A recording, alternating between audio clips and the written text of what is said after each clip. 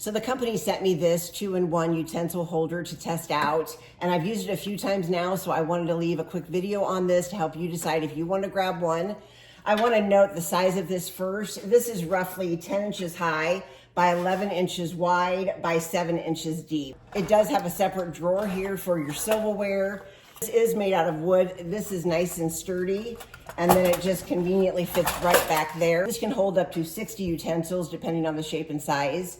I do love the fact that it is this mesh iron so that everything is just really breathable and can get dry. Between the utensil area and the silverware drawer is this drying mat. If you have some water left on your utensils and it hits this, it's gonna dry on here super fast. You won't have a smell or like mildew on here. So let me show you how quickly it does dry. It is already absorbing it and drying it.